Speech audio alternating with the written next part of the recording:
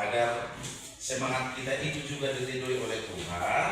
Kita mulai pembelajaran kita hari ini dengan terlebih dahulu berdoa. Siapa pimpin doa? Silakan subuh.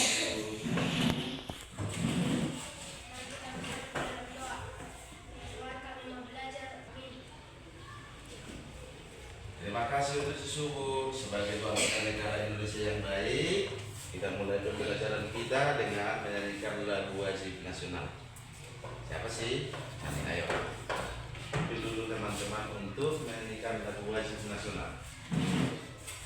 Semua ayo.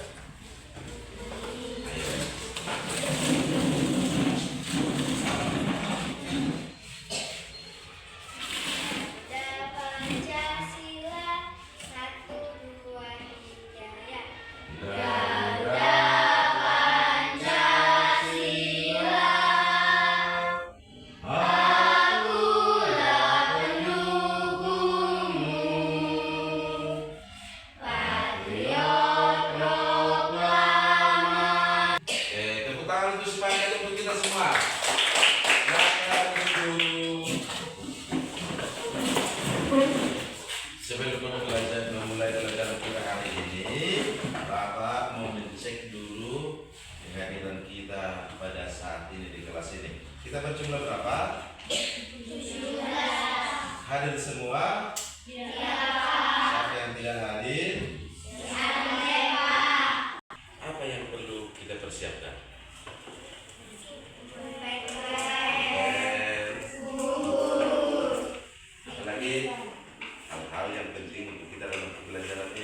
Badannya juga di sini, Kak.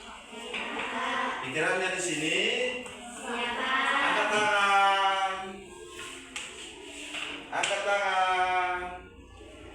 Letakkan di mata. Berarti masih konsentrasi. Angkat tangan. Pegang kepala teman. Oh, berarti masih konsentrasi. Terima kasih.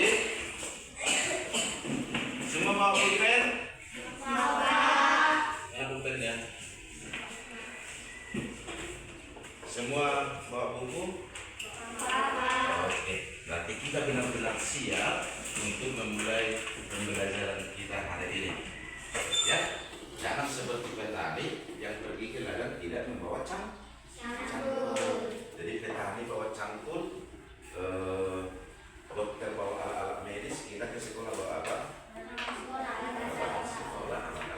Dan hal-hal yang penting untuk kita dalam proses belajar mengajar.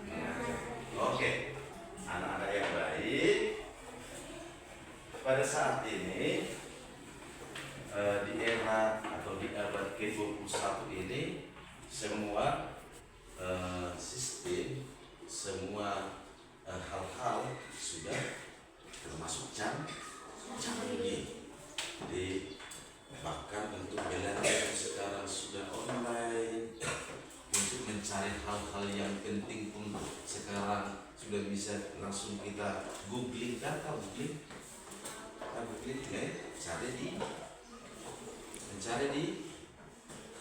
googling, mencari di Google seperti itu. Jadi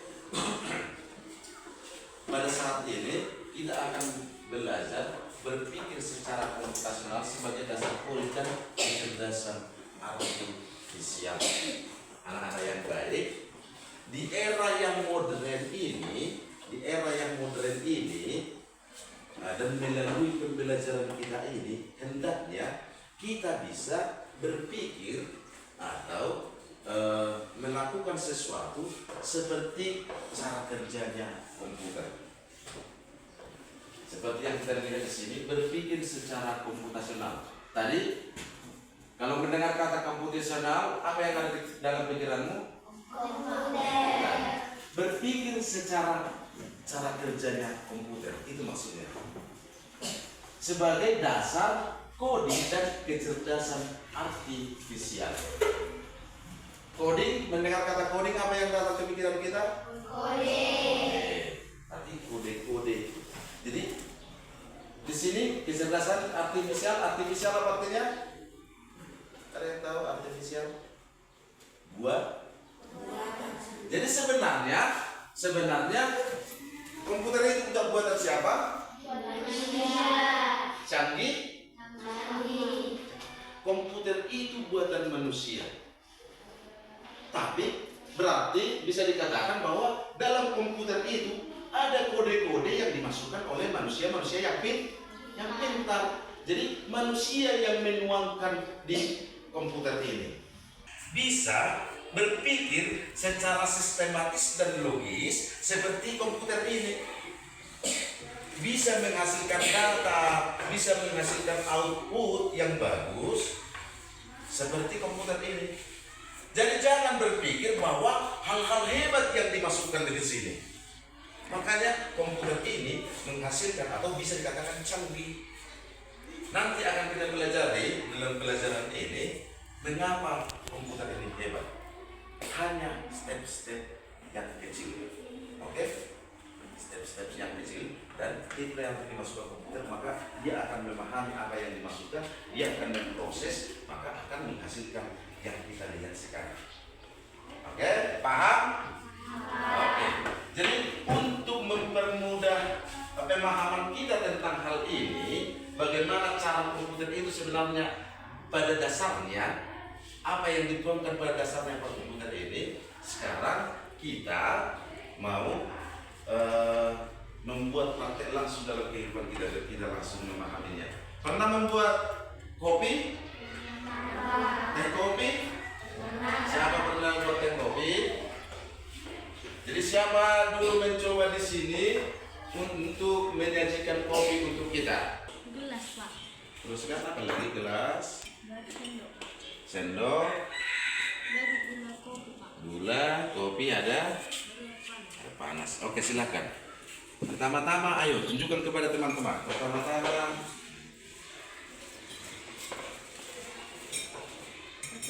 dimasukkan dulu gula ke gelas. Masukkan gula. Berapa sendok, Yola?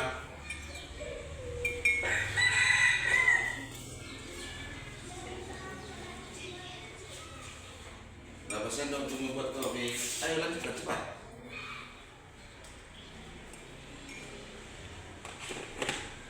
Oke, tunjukkan kepada setelah itu. Ayo setelah itu dimasukkan. Setelah itu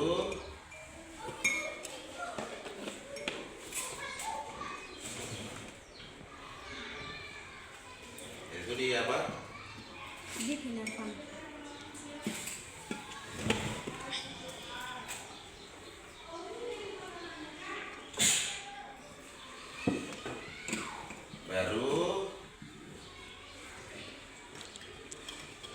Baru dikocok, diaduk sampai lama. Oke, sekarang bagaimana? Kopinya siap?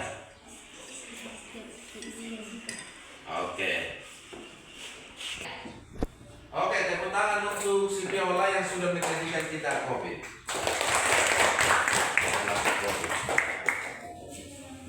Yang mau dikatakan di sini anak-anak, ada masalah, ada pekerjaan membuat kopi, ya kan? Membuat kopi. Agar kita bisa memahami atau membuat kopi, tentu kita pecah dulu masalahnya, kan? Pertama, sediakan bahan. Baru yang kedua, kita harus memahami sistematikanya, kan? Cara membuatnya. Jadi hal seperti ini, pengkodean seperti ini yang dimasukkan ke komputer, dan komputer nanti akan mengolah datanya menjadi lebih baik. Oke, kita lanjut.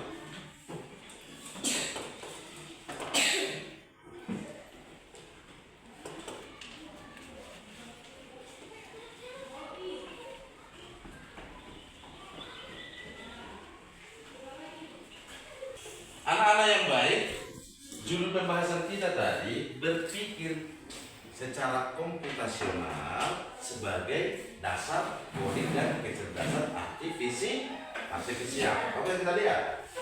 Apa kata dasarnya komputasional? Komputasi tadi berhubungan dengan komputer. Kata dasarnya komputer. Arti kata komputasi, proses pengolahan data atau informasi dengan menggunakan komputer atau sistem komputasi lainnya. Berarti komputasional itu berkaitan dengan proses pengolahan data atau informasi dengan menggunakan komputer atau sistem komputasi lainnya. Yang penting untuk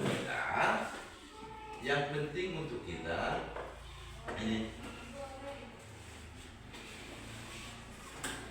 dalam konteks berpikir komputasional berujuk pada kemampuan untuk memecahkan masalah dengan menggunakan konsep dan teknik komputasi seperti algoritma, logika, dan analis data sehingga menghasilkan sesuatu yang sistematis dan logis. Karena ada pengkodean yang dimasukkan ke komputer ini sehingga bisa secanggih yang kita lihat ini. Hal-hal sederhana sebenarnya, tapi hal-hal sederhana ini dikembangkan.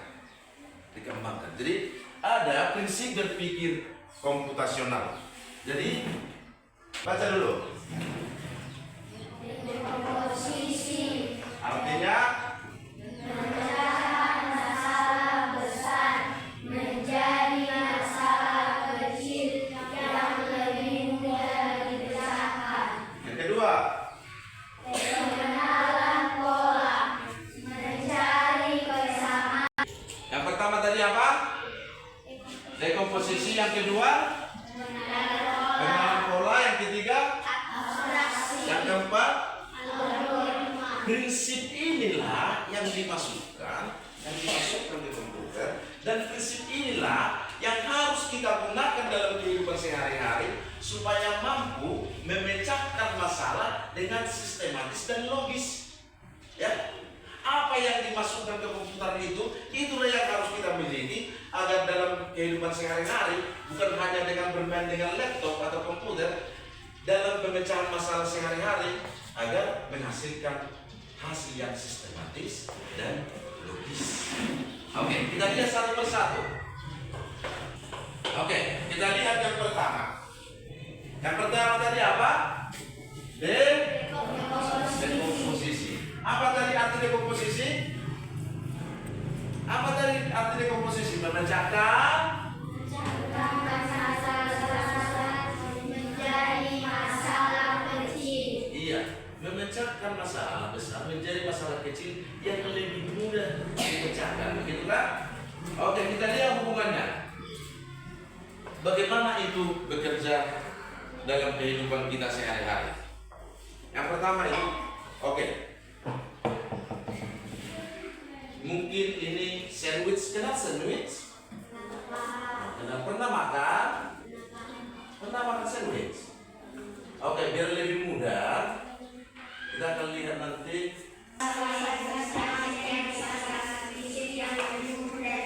Iya, menjadi masalah kecil yang lebih mudah dipecahkan. Oke. Masalahnya sekarang kita buat dulu. Masalahnya adalah membuat jus jeruk. Harus kita pilih bahan dan teknik pembuatannya agar ini bisa terselesaikan. Begitu kan? Teknik ini sebenarnya sederhana. Itu yang dimasukkan nanti ke komputer. Oke, kalau kita lihat seperti ini, membuat jeruk. Yang pertama, apa saja bahan yang dibutuhkan? Bahan jeruk. Oke, bahan. Oke, alat yang kita butuhkan. Gelas, pisau, perasan jeruk bisa, atau blender juga bisa. Oke? Sekarang bagaimana kita harus memahami sistematikanya, urutannya. Oke? Yang pertama, apa yang kita lakukan? Hah? Kuat. Setelah jeruknya dikupas, dimasukkan ke dalam blender kalau pakai blender. Masalah yang besar itu menjadi masalah yang kecil. Dipilah dulu untuk membuat jeruk, untuk membuat jus jeruk. Nah, kita buat dulu. Nah, ini bahannya, baru kita kuasai cara pembuatan. Seperti inilah yang dimasukkan ke dalam komputer. Dan kita pun seharusnya bisa berpikir secara komputasional yang dekomposisi untuk mengerjakan sebuah masalah. Kita pecahkan dulu. Kita pecah menjadi bagian-bagian yang terkecil. Oke, dari sini maka akan dikembangkan dari hal sederhana ini sebenarnya. Langkah-langkahnya ini, alat dan bahan ini, inilah akhirnya yang dipakai di komputer. Yang memakai ini seperti Excel, program Excel itu yang di komputer itu. Kode seperti ini yang dimasukkan ke sana sehingga yang dikembangkan di sana sehingga menghasilkan data-data. Baru game yang kalian tonton itu, yang kalian mainkan itu dipecah menjadi level-level yang lebih sederhana, ya kan? Level 1 dulu, dinaikkan lagi level 2, dinaikkan level 3, level dipecah dulu dia menjadi level-level yang kecil. Jadi seperti itu cara kerjanya komputer. Berasal dari pola pikir yang komputasional seperti ini, memecahkan masalah yang besar menjadi masalah-masalah yang kecil. Itu. Baru yang kedua tadi pola. Mengenali pola. Apa tadi artinya?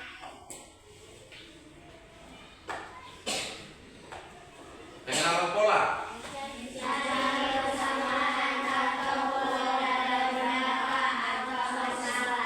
Mencari kesamaan atau pola dalam data atau masalah. Oke, seperti ini.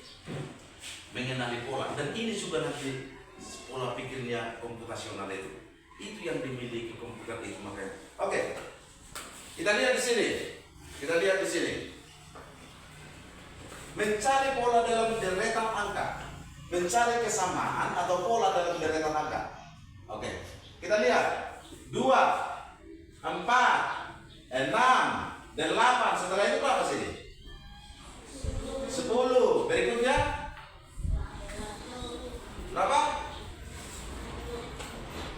2, 4, 6, 8. Setelahnya 10. Setelah 10 12. Setelah 12 berikutnya dikali. Berarti 8 kali. Berarti di sini 16. Itulah mengenali pola atau gambar.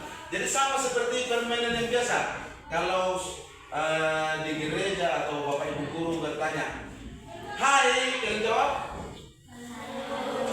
Hai, halo. Kalau bapak katakan, hai, halo, jawab kalian? Halo. Itu berurutan dengan pola yang berseberangan, kan? Jadi ini juga yang dimasukkan, dan ini juga pola berpikir komputasional sehingga bisa menghasilkan sesuatu yang sistematis dan logis. Oke, itu dari pola, makanya dia bisa memahami itu.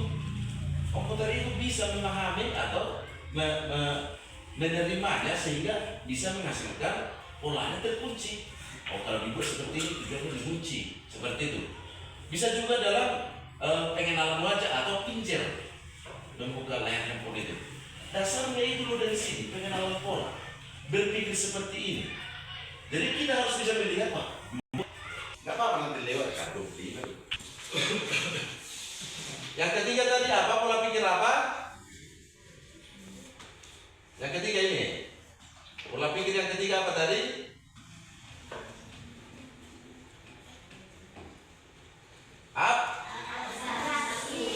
Yaitu menghilangkan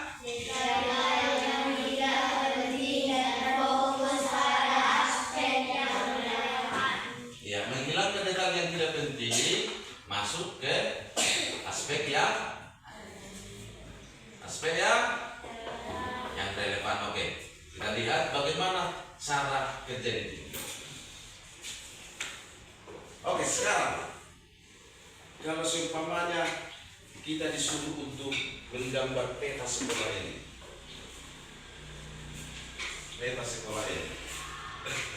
yang tidak penting, yang kita ambil adalah detail-detail yang penting. Oke, seperti yang maksud. Di sini apa di sini rupanya? Oke, kita buat di sini bisa dulu tiang ada di sini pohon. Di sana ada pohon di sini ada pohon. Perlu kita buat? Enggak kan? Jadi kita menghilangkan detail-detail yang tidak penting. Jadi ya, dimasukkan juga dasar yang seperti itu juga dimasukkan ke komputer, menghilangkan detail-detail yang tidak penting. Dan kita pun dalam berpikir seperti itu, menghilangkan detail-detail yang tidak penting. Contoh, ritma, membuat. Oke, algoritma. Apa tadi pemahamannya? Ayo.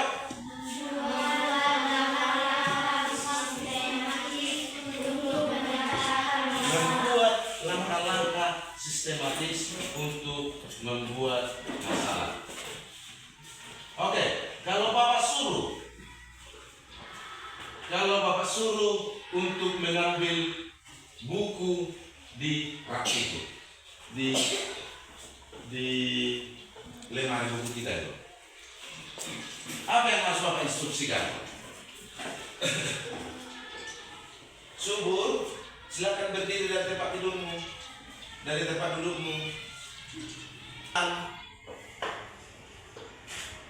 Maju satu langkah, belok ke kiri, buka lemari, cari buku bahasa Indonesia.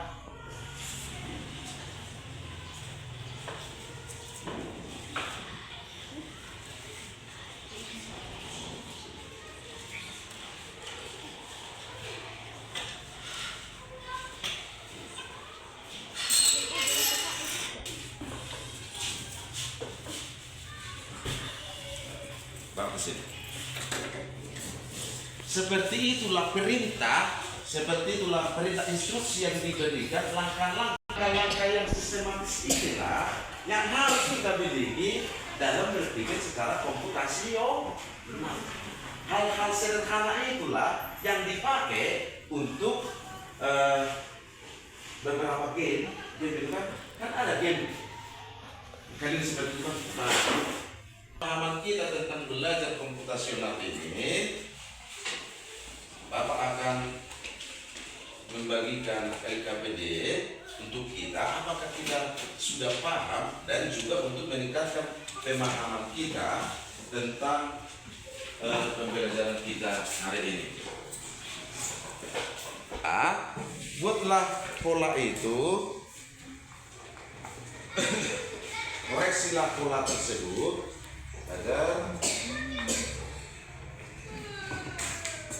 bisa dikatakan sebagai proses berpikir komputasional. Oke, untuk kelompok ini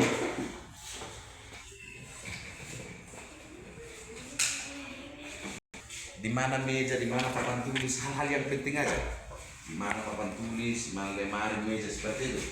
Sains ini tentukan di kelas kita ini temanmu itu 3 orang memberi perintah, 1 orang menjadi robot. Oke? Menjadi robot. Jadi kalian tuliskan secepat mungkin. Duduk, berdiri dari kursi, putar ke kanan. Silakan buatkan ini bagaimana dia nanti dari sini menuju meja bapak dulu. Oke? Oke? Oke, anak-anak kalau sudah selesai, yang pertama kelompok dekomposisi dulu. Siapa kelompok dekomposisi? Oke, silakan. Menuliskan langkah-langkah membuat detail dari awal sampai jadi. Pertanyaan pertama, apa saja bahan yang dibutuhkan? Jarum, gelas, pembarat gel, atau blender? 2. Apa langkah pertama yang harus dilakukan? Buka gerumnya. Nomor 3. Bagaimana urutan langkah hingga selesai?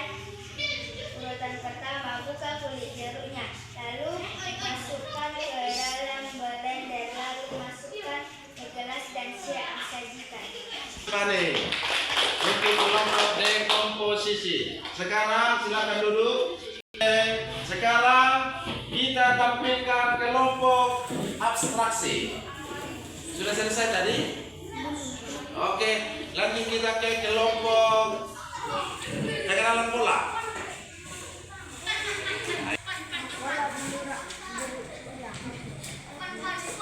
Persegi sama segitiga warna hijau kedua, persegi berlangit tiga, segitiga hijau yang keempat, persegi berlangit yang kelima, enam, persegi berlangit yang ketujuh,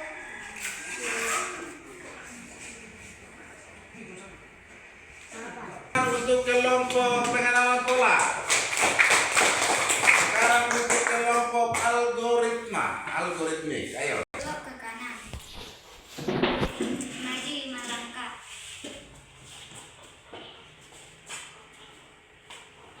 lalu belok ke kiri, maju 10 langkah.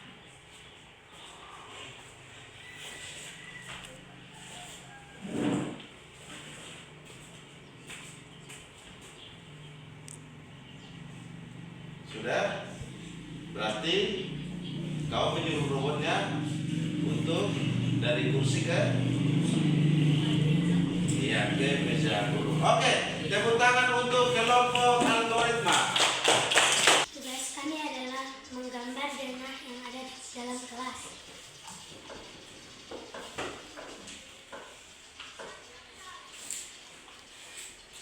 Ini adalah pintu. Ini papan tulis. Ini lemari. Ini meja guru. Dan ini meja siswa. Meja dan kursi. Dan kursi siswa. Oke, tepuk tangan untuk kelompok algoritma. Abstraksi. Oke, kita tadi sudah memahami M4 pola pikir komputasional. Mereka tadi membuat jus jeruk. Mereka sudah buat langkah-langkahnya. Mereka tadi sudah membuat denah kelas dengan mengabaikan hal-hal yang remeh. Yang penting di sini tadi ada pintu, papan tulis, lemari. Hadir kan? Tidak, nggak usah dibuat. Di situ ada gorden, di situ ada hiasan di dinding, ada di situ kesepakatan kelas. Nggak usah kan? Sangat tidak usah. Oke, terima kasih. Hilangkan hal-hal remeh. Di sini tadi tugasnya adalah untuk mengikuti pola. Mereka melihat dulu pola pertama yang digambar di situ. Ada 2 pola. Jadi 2 pola ini berulang terus dibuat. Ada 3 pola. 3 pola ini berulang terus dibuat. Di sana tadi ada membuat langkah sistematis. Bagaimana robot mereka bergerak, berangkat dari tempat duduk, berputar sampai ke meja guru. Oke, anak-anak yang baik, itulah hal-hal itulah yang perlu kita terapkan dalam kehidupan kita sehari-hari. Hal-hal itulah yang perlu kita lakukan dalam kehidupan kita sehari-hari, dalam segala pekerjaan kita untuk menyelesaikan masalah. Buat dia jadi sistematis dan logis, masuk akal. Jadi dengan pembelajaran kita hari ini, kita diharapkan bisa memecah masalah yang kompleks menjadi masalah-masalah yang kecil. Dan kita juga harus bisa menerapkan ini dalam kehidupan kita sehari-hari. Contohnya mencuci piring di rumah. Kalau kau dikatakan mencuci piring di rumah, apa pertama yang kau ambil piring, kau masukkan ke dalam ember yang kosong, bikin airnya. Jadi akan seharusnya seperti itu kan. Langkah-langkah itu gunakan berpikirmu secara sistematis dan logis. Jangan pertama kau buat air yang bersih, baru kau masukkan ke semua kotor semua kan. Oke, baru berpikir komputasional keterampilan hidup. Jadi jangan kalian berpikir ini hanya penting untuk laptop, ini hanya penting untuk komputer. Jadi ini penting untuk keterampilan hidupmu, bukan hanya untuk teknologi ini. Tetapi hal-hal kecil ini juga nanti akan bisa kau kembangkan ke arah yang lebih. Bisa juga, jadi tidak tertutup kemungkinan belajar dari hal-hal kecil yang empat hal ini, kalian juga akan mampu menciptakan hal-hal yang ada di komputer itu, di internet itu, membuat game itu juga. Karena dasarnya adalah pengkodean dari sini. Oke? Baru yang berikut, rumah juga, ingatlah gadget, handphone itu kalian pakai untuk berpikir. Kalian juga mencari informasi yang penting. Baru kalian juga harus bisa mengembangkan atau mengambil pelajaran dari sana. Oke? Jangan hanya sebagai pemakai. Batasi dirinya. Jangan terlalu banyak menyerah. Harus bisa kau serap mana yang baik dan mana yang tidak baik untukmu. Jadi pesan harapan Bapak, lakukan dulu ini dalam kehidupan sehari-hari ya. Kalau disuruh nanti di sekolah untuk pembuatan, kalau kalian disuruh untuk membuat petugas upacara bendera, harus bisa kalian pilih. Tentukan dulu petugas, baru tentu ambil lagi bahan-bahannya. Ada yang Pancasila, ada yang kemudian baru persiapan, baru buat dalam runtutan upacara itu. Seperti itu kan? Harus mampu seperti itu ya. Oke anak-anak yang baik, terima kasih telah semangat, telah konsentrasi pada pembelajaran kita hari ini. Semoga pembelajaran kita ini 4 prinsip berpikir komputasional itu bisa kalian lakukan penerapannya dalam kehidupan sehari-hari agar menghasilkan hasil yang maksimal, sistematis dan logis. Tepuk tangan dulu untuk kita semua. Kita hari ini silakan dulu si Aden untuk